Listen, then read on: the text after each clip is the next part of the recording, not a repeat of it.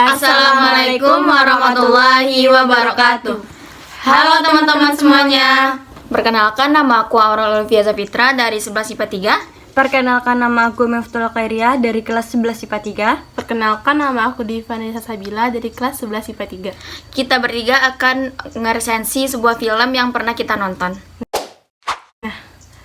Dari Aurel mau resensi film apa nih? Aku bakalan ngeresensi sebuah film yang berjudul Cruella yang disutradarai oleh Craig Gillespie, yang penulis ceritanya adalah Eileen, Kelly, dan Steve. Tanggal rilis 26 Mei 2021 di Indonesia dan durasi 134 menit.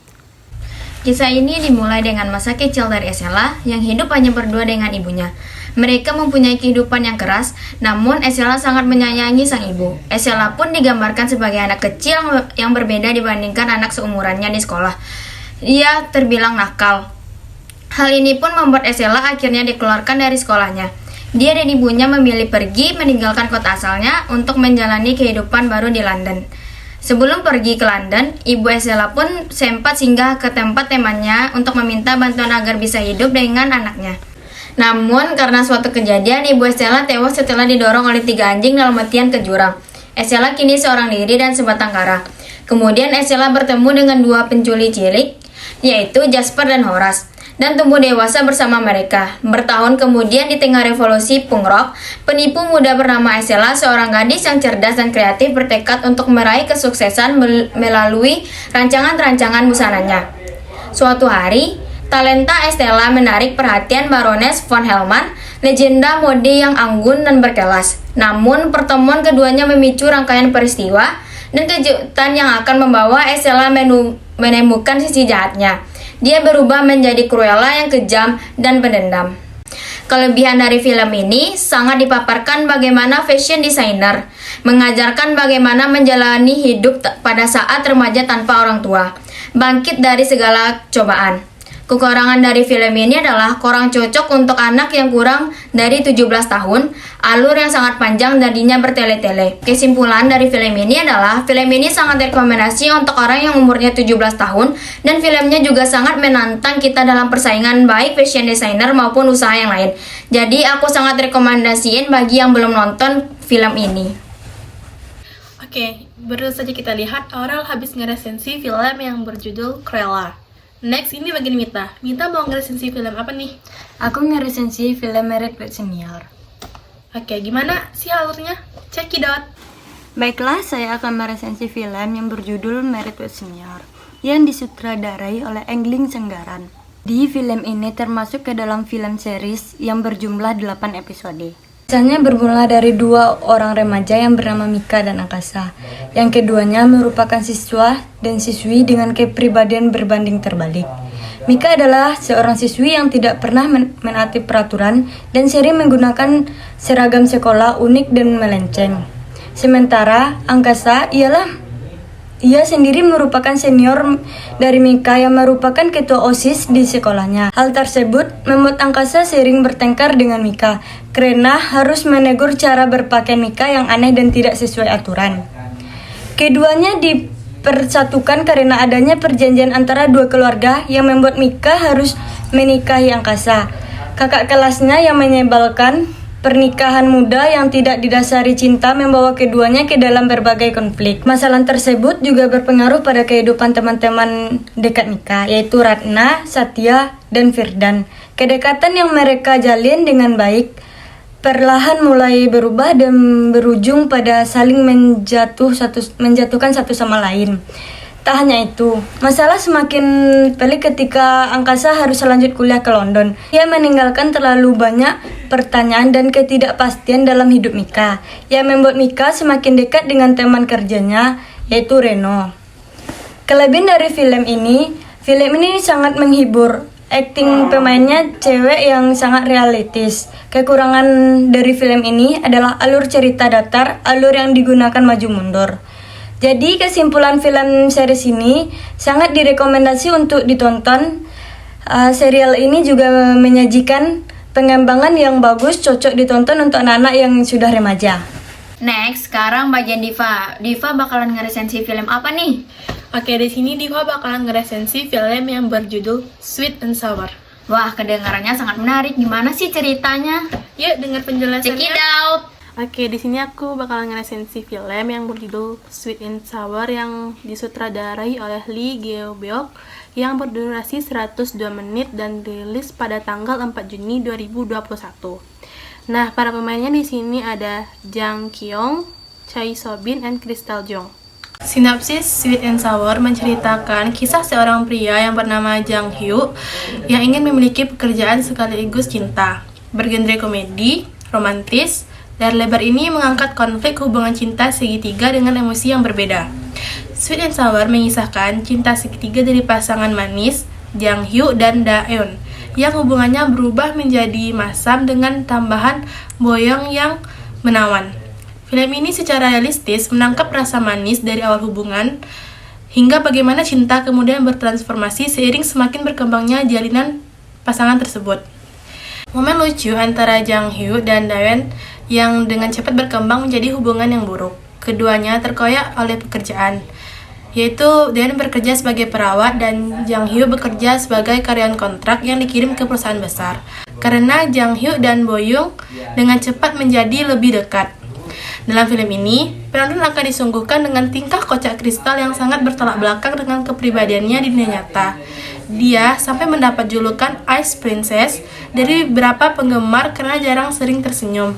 Kekurangan dari film ini adalah pertengahan hingga akhir ceritanya, film ini hanya menonjolkan kisah percintaan Da-eun, Jang Hyo, dan Boyoung yang sangat rumit.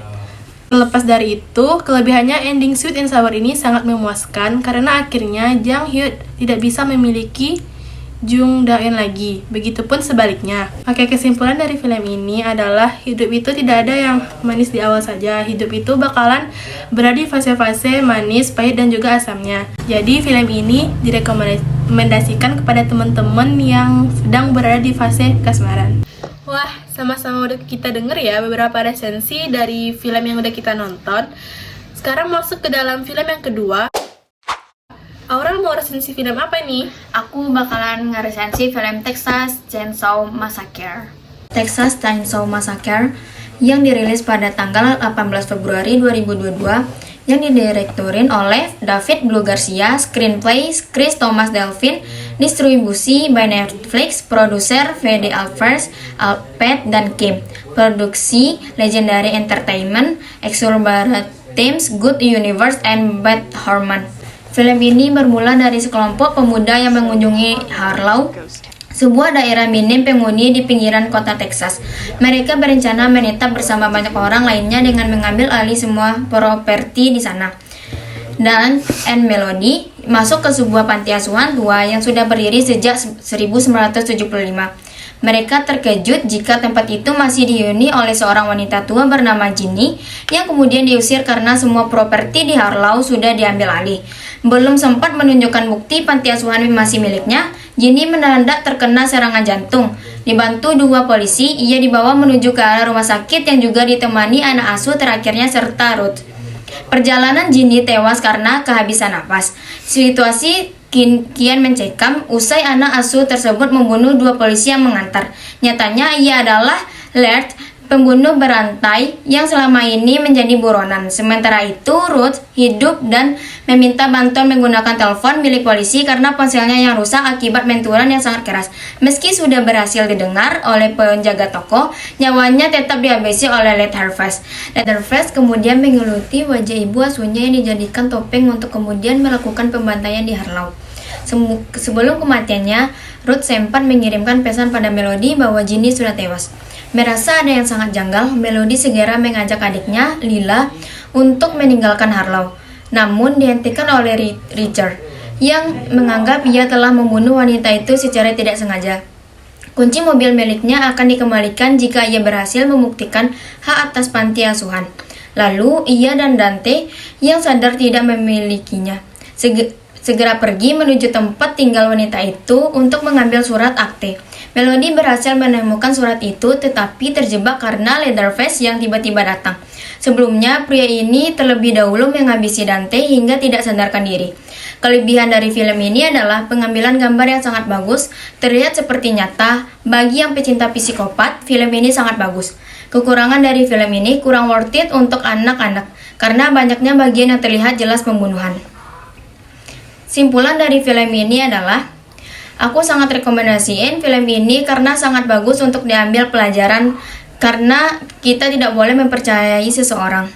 Aku kan udah ngeresensi film Texas Chainsaw Massacre nih, yang kedua sama-sama kita dengerin nih film resensi kedua Mita. Apa nih Mita?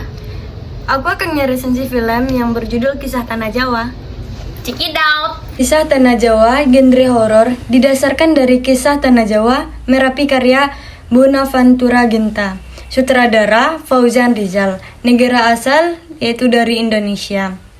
Bahasa asli bahasa Indonesia. Jumlah episode 6. Dalam satu episode berdurasi 28-43 menit.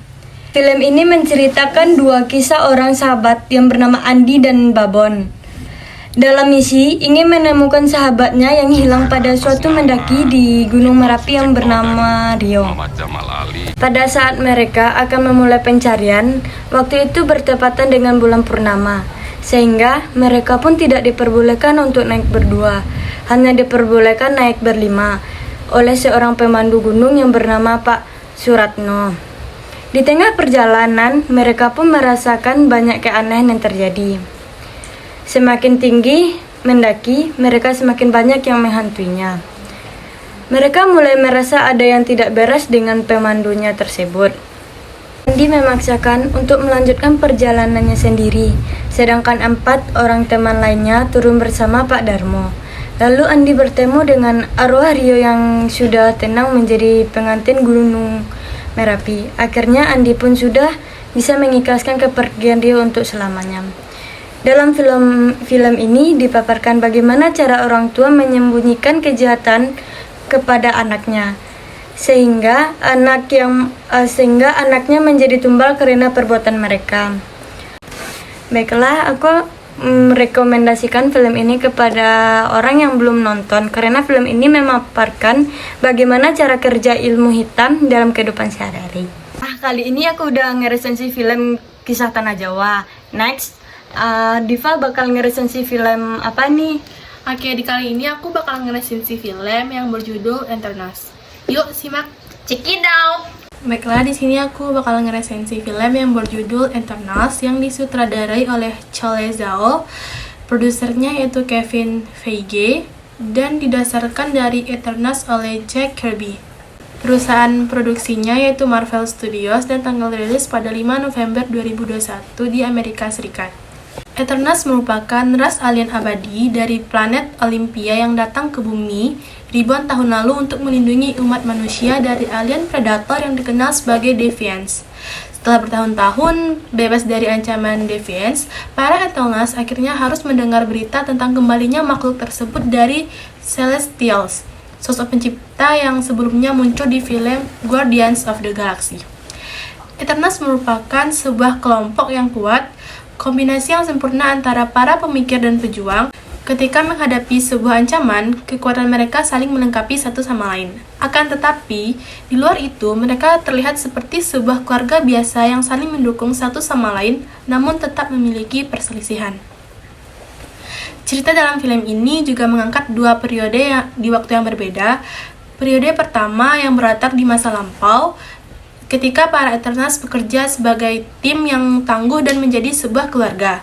Periode yang kedua bercerita tentang masa sekarang, di mana mereka telah terpecah belah dan hidup dengan normal di antara manusia. Ketika Deviants datang dan kembali mengancam, mereka terpaksa harus kembali bersatu untuk menyelamatkan umat manusia. Jajaran superheroes Eternals juga merupakan yang terbesar dalam sepanjang sejarah MCU hingga saat ini.